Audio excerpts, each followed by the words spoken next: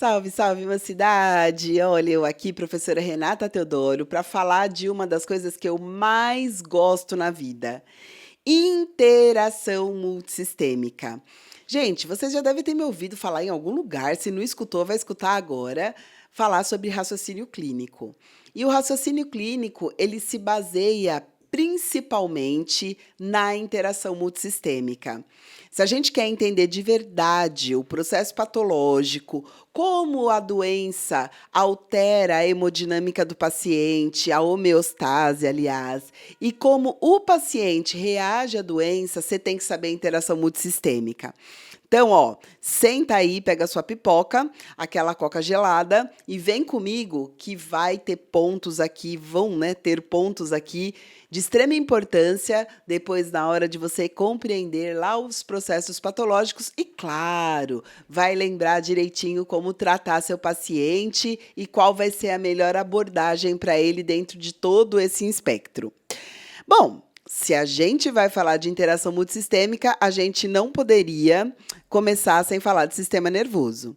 O sistema nervoso, então, vai ser um grande integrador multissistêmico, mas, vamos dar uma parada aqui, eu posso fazer essa integração via neuronal, com sinapses, ou seja, através da ativação do sistema nervoso central, por liberação autonômica, mas eu também posso ter ativação e integração do sistema nervoso através do sistema hormonal, do sistema neuroendócrino. Aliás, grande parte das nossas alterações, dos nossos ajustes orgânicos, de acordo com as situações que a gente enfrenta, acontecem por resposta hormonal. Mas essa resposta é claro que vai passar lá por cima pela CPU e aí a gente faz os ajustes fisiológicos regulatórios dentro das necessidades. Ai, mas isso é só na fisiologia? Não. Na patologia também. Quer ver um exemplo? Quando a gente está com uma infecção e aí o nosso sistema imunológico começa a liberar, né, aumentar a produção de linfócitos do tipo T, para esses linfócitos começarem a identificar o micróbio invasor, o hipotálamo vai ler essa ativação imunológica. E aí o que o hipotálamo fala? Fala, eita, tá ruim lá embaixo, hein? Vamos ajudar? Vamos? Ó, pensa aqui comigo, hipotálamo. Se tem um micróbio e esse micróbio está se reproduzindo com essa temperatura corporal que está agora, e se nós aumenta a temperatura, será que a gente cozinha o micróbio? Boa ideia, vamos aumentar a temperatura. E aí, esse aumento de temperatura, chamado febre, ele está sendo ativado por dois motivos. Primeiro, para eu começar a ativar a linhagem de defesa imunoespecífica. E segundo, porque eu estou alterando a homeostase. Eu altero o ambiente interno e, assim, eu deixo esse ambiente inóspito para aquele micróbio e aí ele, entre aspas, tem aí uma condição menos favorável para a sua evolução e seu desenvolvimento. Legal isso, né? O que não contava é com astúcias do micróbio, e micróbio é tipo, né, assim, vamos falar, família muito pobre, não pode ter, tem filho, um monte, toda hora, né? E aí a gente tem uma colonização muito grande. Mas percebam que é essa interação multissistêmica que faz, por exemplo, a gente aumentar a temperatura. E aí você vai ver respostas de tudo isso em todos os órgãos e sistemas. E aí, esse mais de 1 trilhão de neurônios, né? Eles vão estar interconectados com os nossos órgãos e sistemas através ou do sistema nervoso periférico, que faz ali a conexão com o sistema nervoso central, ou através dessa ativação que a gente chama de neuroendócrina. Sensacional, né? Então, não adianta a gente achar que o paciente tem uma cardiopatia, que o paciente tem uma pneumopatia. Não, gente, quando eu tenho uma alteração, pode saber que você tem alterações multissistêmica. Por quê? Porque eu vou ter regulação de todos os órgãos e de todos os sistemas, exatamente porque eu tenho um sistema nervoso que comanda as coisas tudo. Então, para ele comandar, ele precisa estar informado. E aí, o tempo todo, existe esse mecanismo de biofeedback que informa o sistema nervoso central sobre as nossas condições orgânicas gerais e, ao mesmo tempo, esse sistema nervoso lança a mão de algumas alterações ou de algumas atividades ou funções para regulação desse organismo que está em situações especiais. Sensacional, né? Eu gosto muito de falar biofeedback, porque toda vez que fala biofeedback, o pessoal fala, nossa, como ela é inteligente, sabe falar biofeedback. E é isso aí, biofeedback então. Mas, para a gente entender, quando você fala de sinapses, é muito fácil, né? Sinapses é um negócio que a gente consegue compreender, aí não é tão complicado, não. Agora, a gente precisa lembrar que o sistema nervoso, ele vai agir muito parecido com um carro. Olha, falar, então meu cérebro é um carro? Poderia falar mais ou menos isso, né? Aí você tem que ver aí se o seu encéfalo é um Celta, né, e você ainda está devendo umas parcelas, ou se ele é uma Ferrari. Agora, sabe o que é legal? Você transforma o Celta em Ferrari. Mas se bater também transforma a Ferrari em Celta, né? Porque se faz um TCE, um AVC, você também pode... Enfim. Então, olha só. Quando eu estou falando de adições sinápticas, eu estou falando de conexões. E essas conexões acontecem porque os neurônios têm plasticidade. O que é plasticidade?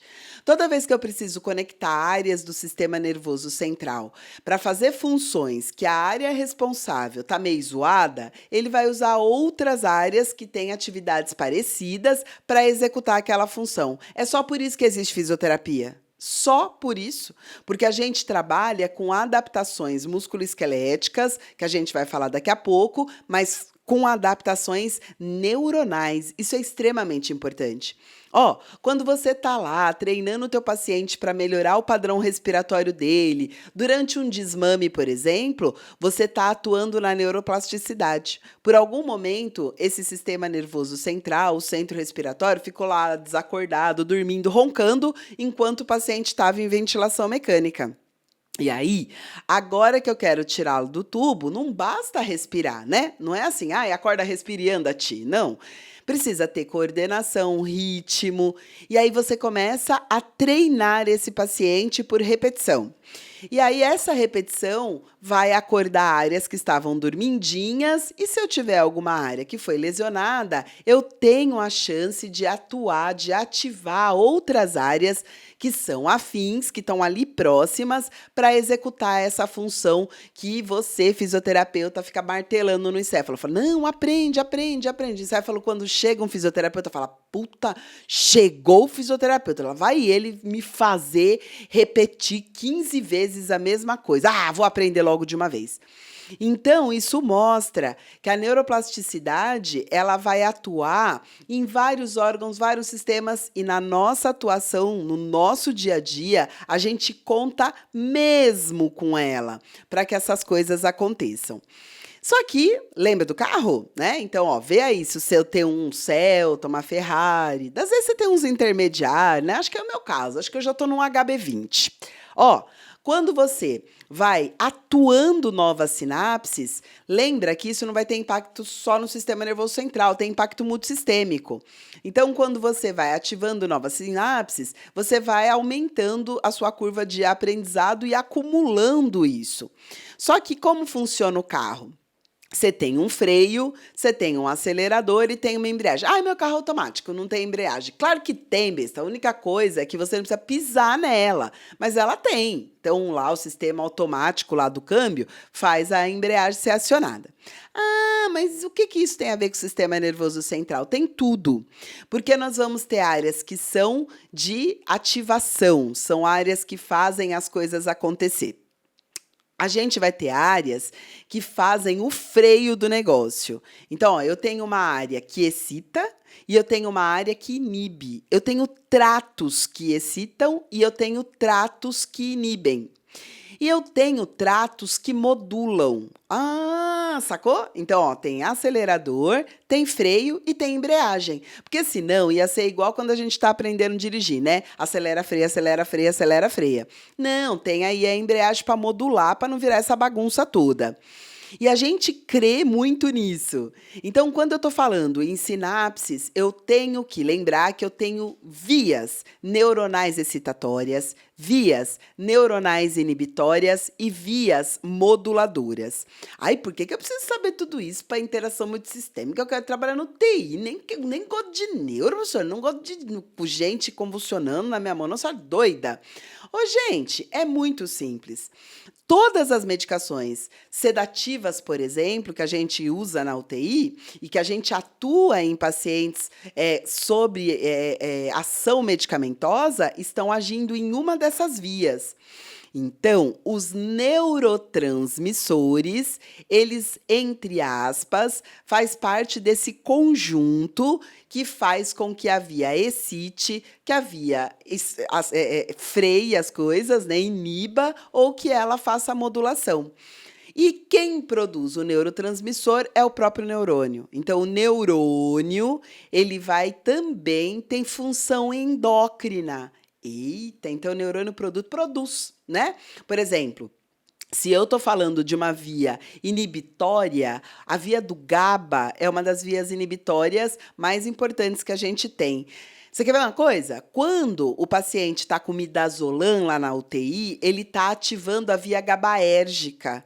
É muito louco, porque o que o diazepam faz? Ele ativa a via inibitória. Não é animal isso? Aí você fala, não, mas eu achava que eu ia tomar, né, o paciente que está com sedativo, ele estaria inibindo a via excitatória. Não pode, porque se você inibe a via excitatória, você não vai pôr só o indivíduo para dormir. Vai fazer inibição de outras coisas que não são interessantes. Então, o que a gente faz? Potencializa a inibitória e deixa a excitatória funcionando, para que outras áreas continuem. Só que tem um problema. Neurônio acomoda. Assim como ele tem neuroplasticidade para ativação, ele também tem neuroplasticidade para inativação. Por isso que quando você começa a mobilizar precocemente seu paciente, você já está, de alguma forma, concorrendo com essa ativação inibitória que a sedação está fazendo no paciente. O próprio estado de coma, né? O paciente que deprime, ele tem uma ativação de via inibitória e um desligamento de via excitatória. Aí sim tem desligamento. E aí, depende da extensão da lesão. Mas você percebe como que a integração multissistêmica acontece? E eu vou ter, então, informações que saem do sistema nervoso central e vão para o órgão efetor, que são as aferências. E eu vou ter, então, informações que vão dos órgãos efetores para o sistema nervoso central e são as eferências. Então, é por isso que eu consigo exercitar o sistema nervoso de baixo para cima. Olha que coisa bonita! Através das eferências. E aí eu vou recrutando áreas neuronais de acordo com o estímulo que eu estou impondo ao meu paciente. Olha que bonitão o trabalho. Opa! Olha que bonitão o trabalho neuronal, então. Então, quando eu estou falando de sinapses, eu estou falando que tem neurônios que conseguem se conectar com um único neurônio, a gente chama ele de unipolar. Eu tenho neurônio que consegue se conectar com 2 neurônios, bipolar. Eita, eu sou bipolar, né? Então, você também é bipolar, porque você também tem neurônio, né? Que faz a articulação com 2 neurônios. E tem aqueles que fazem conexão com muitos outros neurônios. São os multipolares. Então, eles conectam com todo mundo, né? Então, dentro dessa conjunção, eu vou ter neurotransmissores atuando nessas vias. Então, se eu tenho via do GABA, os neurônios que estão nessa via vão produzir GABA e, portanto, é inibidor. Se eu tenho uma via excitatória, por exemplo, do glutamato, da acetilcolina, esses neurônios vão produzir glutamato ou acetilcolina. E esse neurotransmissor, ele vai ficar ali nas vesículas que a gente tem nos dendritos. Quando o estímulo chega, essas vesículas são liberadas, o neurotransmissor vai lá para a fenda sináptica e aí eu tenho a condução elétrica neuronal, a condução do neurônio a neurônio acontecendo. E tudo isso por bomba de sódio e potássio ATPase. Aí você fala, eu odiava isso, credo, né? A professora lá da fisiologia queria que eu entendesse bomba de sódio e potássio ATPase. Pois é, Para a gente produzir e conduzir atividade elétrica, a gente precisa de bomba de sódio e potássio ATPase. Muito legal, né? Então, pensa assim, ó, quando eu estou mobilizando um paciente sedado, por exemplo, ele está com a via inibitória ativada por conta do midazolam, por exemplo, que é um benzodiazepínico que atua na via GABAérgica. O diazepam atua na via GABAérgica, assim como o álcool. Os dois atuam na via GABAérgica, excitam a via inibitória. É muito louco isso, né? Você excitar a via inibitória. Quando você fala, não, vou dormir à tarde, aí a pessoa fala assim, nossa, mas você vai dormir, que preguiçoso. Fala, não, eu estou excitando minha via inibitória. Nada a ver, eu estou fazendo uma excitação, não é preguiça. E aí, quando você mobiliza esse paciente, mesmo que passivamente, você está estimulando a via excitatória e isso cria uma memória de movimento. E isso informa, inclusive, áreas corticais. O que são áreas corticais? As áreas corticais do sistema nervoso central são as áreas que estão controlando a minha vida de relação. Tudo que eu imponho vontade estão nessas áreas corticais. Olha que bonito! Então, tudo que eu executo de maneira voluntária vai estar no córtex. E aí, essas áreas estão dormindo. Falo, ué, o que está acontecendo aqui? Eita, tá todo mundo dormindo. Sabe assim, quando você acorda no meio da tarde, você foi dormir de tardinha, e aí você acorda e você não sabe se já é de manhã do dia seguinte, ou se são 6 horas da tarde ainda, sabe assim? Porque o clima tá aquela cor meio estranha. Pois é, são as vias corticais com o paciente sedado. Falei, não, e agora? Meu Deus, tem que trabalhar? O que eu faço, né? Ah, hoje é domingo, não preciso trabalhar, maravilha. Então, quando eu mobilizo o paciente, eu informo essas áreas que você está vivo. Fala, olha, tem braço aqui ainda, viu? Tem perna, a perna continua aqui, porque essa área ela está de alguma forma também deprimida e ela perde a organização sensório-somática. E aí o sistema nervoso demora ainda mais para mandar informações para o aparelho músculo-esquelético quando esse paciente acordar. Então, o pessoal fala, a imobilização passiva não serve para nada, não serve para ganhar trofos, né? Você não ganha músculo com mobilização passiva, mas você tem ativação de várias estruturas, inclusive de eferências. Você informa o encéfalo que esse sujeito está acordado. Que esse sujeito está vivo, desculpa. Só que não é só isso.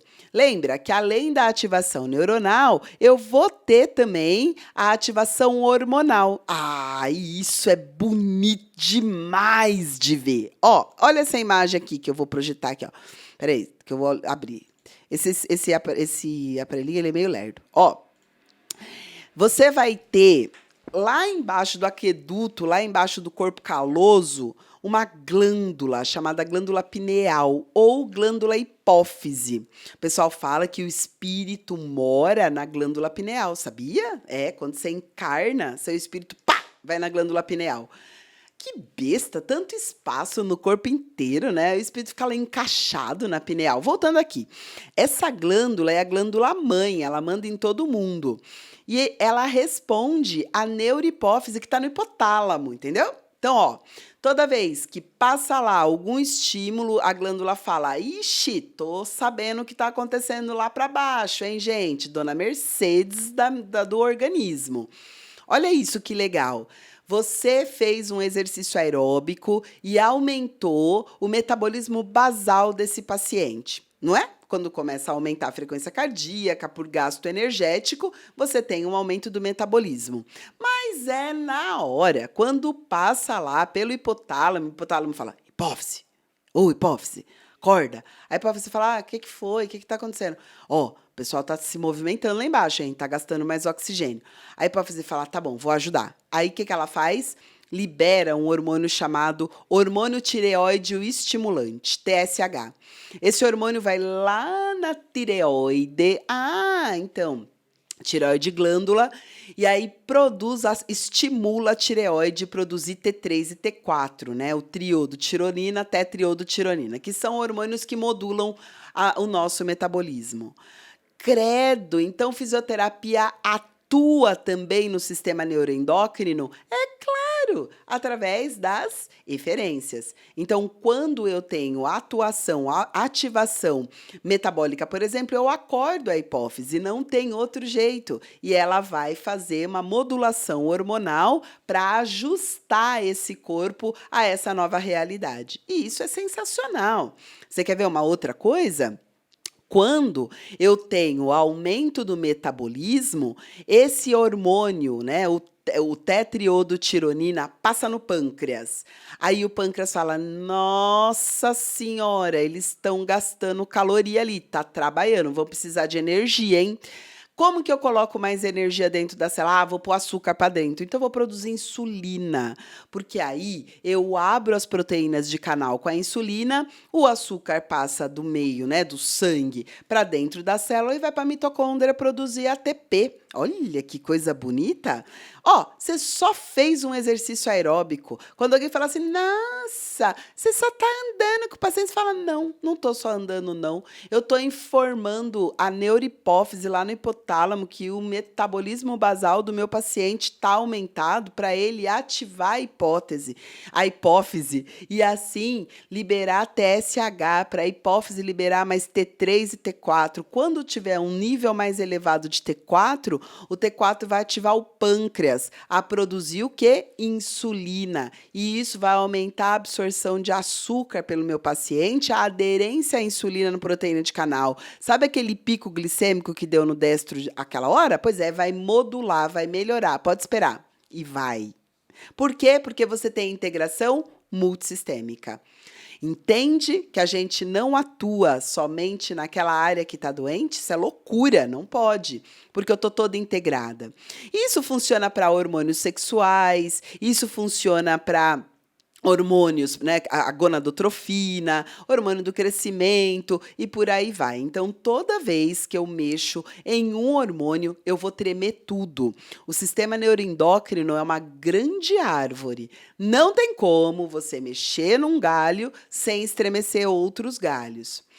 Por exemplo, quando eu estou atuando na síntese proteica, então agora eu vou fazer treino com carga, treino resistido, porque eu quero causar hipertrofia. Maneiro, muito legal.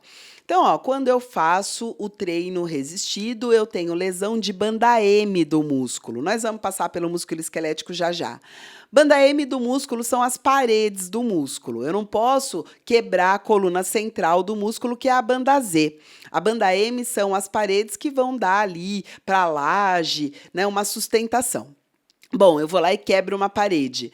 Aí eu tenho uma resposta por mecanoceptores. Olha que coisa bonita. Os mecanoceptores que estão ali no sarcoplasma falam: eita, quebrar a parede aqui, hein, gente? Não dá para deixar barato assim, não. Vamos construir uma nova parede, mas vamos construir uma parede mais forte, porque eu quero ver esse cabra vir aqui e quebrar minha parede de novo. Então, vamos fazer síntese proteica. Não existe síntese proteica sem testosterona. Sabe por quê? Testosterona é hormônio anabolizante. Quando eu falo em anabolizar, não é tomar bomba lá na academia, não, gente, pelo amor de Deus. Anabolizar é construir tecido. Toda substância construtora de tecido é um anabolizante.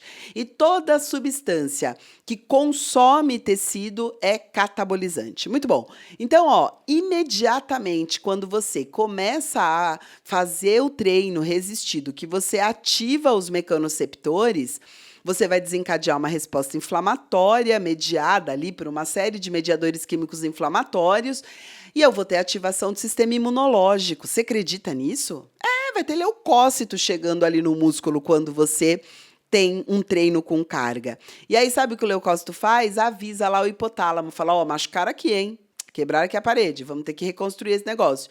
O que o hipotálamo faz? Libera a gonadotrofina, esse hormônio vai lá na suprarrenal e ativa a produção de testosterona, se for em mulheres. Se for em homem, vai lá para o testículo e ativa a produção de testosterona endógena para que haja síntese proteica e reconstrução da fibra muscular, agora um pouco mais trófica, para aguentar aquele estímulo que eu tinha feito, né, nociceptor com resistência e que quebrou quebrou a parede, então não vai quebrar mais porque eu vou aumentar aqui a espessura. Tudo isso porque os mecanoceptores avisaram o hipotálamo. Olha que coisa muito legal. Então percebam que tudo que nós fazemos com o paciente e tudo que a doença faz com o paciente, tudo que o paciente faz com a doença é multissistêmico. E aí, mais do que isso, quando eu estou lá ativando tudo isso, eu preciso de mais oxigênio para produzir ATP. E aí, os barroceptores que estão nas grandes artérias avisam o centro respiratório que está na hora de captar mais oxigênio. Falam, ó, tá gastando aqui, hein? Manda mais O2 para nós. E aí, o que o centro respiratório faz? Aumenta a ventilação alveolar. Como? Aumentando a frequência respiratória, o volume corrente, tentando diminuir espaço morto e assim por diante. Então, existe toda uma integração multissistêmica por causa de um único estímulo. Olha que coisa bonita. Então, estou entendendo agora. Então, a integração multissistêmica ela acontece por via neuronal, por sinapses e por via neuroendócrina? É isso mesmo. E, inclusive, a modulação do sistema autônomo, né? O sistema nervoso autônomo é aquele que faz as nossas adaptações do meio com o nosso organismo. Então, a gente sofre influência do meio o tempo todo. E para eu estar apta a sobreviver a esses novos meios, eu tenho que ter modulação do sistema nervoso autônomo, liberando o simpático, que é mediado pela adrenalina, ou parasimpático, que é mediado pela acetilcolina. Isso está lá no trato córtico-espinal e eu vou ter essa modulação de acordo com estímulos externos. Por isso que você leva um susto e imediatamente você libera a adrenalina vai fazer várias alterações como midríase, que mais? Piloereção, aumento da frequência respiratória, você aumenta a sua capacidade auditiva, aumenta a perfusão dos músculos. Por quê? Porque é um sistema de alerta para você correr. Então, eu preparo todos os órgãos e sistemas para correr. Eu tenho que levar mais sangue para o músculo, eu preciso aumentar a minha capacidade ventilatória, circulatória. Por isso que esse sistema está o tempo todo integrado com o aparelho respiratório e o aparelho circulatório. Quer ver uma coisa? Adrenalina no aparelho respiratório ligado a receptores beta promove broncodilatação. É só um ajuste do sistema nervoso autônomo com o meio para você correr. Só que aí o que a gente faz com isso? Se aproveita, né? Então, quando o paciente recebe beta-agonista, quando ele está usando drogas broncodilatadoras, o que ele está fazendo? Ele está aumentando a ligação da adrenalina com o receptor beta, e isso promove broncodilatação farmacológica. Mas então, quando eu estou fazendo exercício com o meu paciente, eu também estou produzindo broncodilatação? Estou. Porque quando eu atinjo uma frequência cardíaca submáxima de 55%, eu tenho ativação do sistema nervoso simpático. Vai liberar adrenalina. E a adrenalina vai se ligar aos receptores beta e vai produzir broncodilatação. Por isso que é melhor você fazer um exercício aeróbico do que uma tapotagem, porque quando o bronco dilata, se tiver, por exemplo, com secreção, você vai ter expectoração. Tudo isso graças à interação multissistêmica. Para além disso, quando eu tenho liberação aguda de adrenalina por um estímulo, eu vou ter uma vasoconstricção. Isso pode aumentar um pouco a pressão arterial. Por isso que durante o exercício, o paciente vai ter mesmo um pico pressórico. A PA vai subir um bocadinho. Só que se você medir a pressão do paciente 5 minutos depois, ela vai estar mais baixa que antes do paciente começar a fazer exercício. Por quê? Sempre que você tem uma liberação adrenérgica abrupta, no rebote, logo na sequência, você tem uma colinérgica. Era igual a sua mãe. Sua mãe te batia quando você era pequena, você aprontava. Depois ela tinha dor na consciência, não tinha? A minha tinha. Daí ela dava um doce pra você, passava no seu cabelo, deixava até você assistir um desenho até mais tarde. Mas por que isso? Porque era um rebote de um estímulo muito agressivo. Então, a mesma coisa acontece no nosso organismo. Acabou de liberar adrenalina, eu vou liberar acetilcolina. Por quê? Porque eu apanhei, né? E aí agora eu preciso reconfigurar os sistemas para ele não entrar em colapso. Então, ó, sua mãe te dava uns tapão, aí depois ela falava, eita, bati no moleque, será que ela vai parar de gostar de mim? Aí ela ia lá e te agradava, e criança é besta, e daí a mãe tinha batido, mas aí você só lembra do último estímulo. O último estímulo qual foi? A sua mãe fazendo um cafuné e te dando um doce. Tá vendo? Por isso que, ó, bate nas crianças, dá certo no final, depois você dá. Que horror, gente, brincadeira. Ó, aí, quando você tem rebote colinérgico, a acetilcolina ela causa vasodilatação, a PA cai. Olha que legal. E o efeito ele vai cronificando. Por isso que o efeito vasodilatador e de redução da pressão arterial sistólica por conta do exercício, ele é crônico. Eu tenho um efeito subagudo, que é logo após o exercício, mas depois, à medida que eu vou adaptando esse indivíduo, ele vai ter uma resposta crônica. Tudo por integração multissistêmica. Tudo porque eu tive ativação simpática e parasimpática e eu vou ter um sistema de regulação que bate e assopra, né? Tipo sua mãe. Apesar que até as crianças, né, gente, que fala sério. As mães nem batem, porque a criança é tão insuportável. E não tem aquelas crianças que ficam, né, mãe? Né, mãe? É o seu sistema nervoso somático. Tudo que acontece, ele fica avisando o sistema nervoso central para fazer algum tipo de acomodação através de eferências. Então, tudo que acontece aqui, ó, na periferia, avisa lá em cima para ter essa acomodação. É igual você, tá lá jogando stop lá com os seus primos, e daí sempre tem uma cor que você não sabe, você coloca cor com A, você põe alaranjado, nem existe, né? Mas daí você fica, né, mãe? Né, mãe? Sua mãe tá lá na cozinha lavando a louça, ai, tomara que dá um AVC nessa criança chata. É o seu sistema nervoso central. Só que ele não te dá um AVC, ele modula e faz uma organização hormonal para você sobreviver àquela nova situação. Fisioterapeutas, apropriem-se disso, porque, na verdade, toda a nossa conduta que é baseada em eletroterapia, termoterapia ou recursos mecânicos, eles estão alicerçados nessa resposta multissistêmica e nessa modulação para que eu tenha uma resposta terapêutica à altura do estímulo que eu estou dando. Então, ó, toda vez que você está pedindo biofeedback para o teu organismo, é você lá na sala jogando stop, colocando cor alaranjada, falando, né, mãe? Né, mãe? E aí, sua mãe queria AVC, mas o seu sistema nervoso central não gostaria disso. Legal, né? Fica aí que na nossa próxima aula a gente vai falar de integração musculoesquelética com tudo isso e com os outros órgãos e sistemas. Pra gente, ó, fechar essa conta e você nunca mais achar que tá tratando uma insuficiência respiratória. Tá nada! Você tá tratando um organismo. Uma pessoa que está com insuficiência respiratória, mas por conta disso, ele tem alterações multissistêmicas, porque ele tem integração multissistêmica também.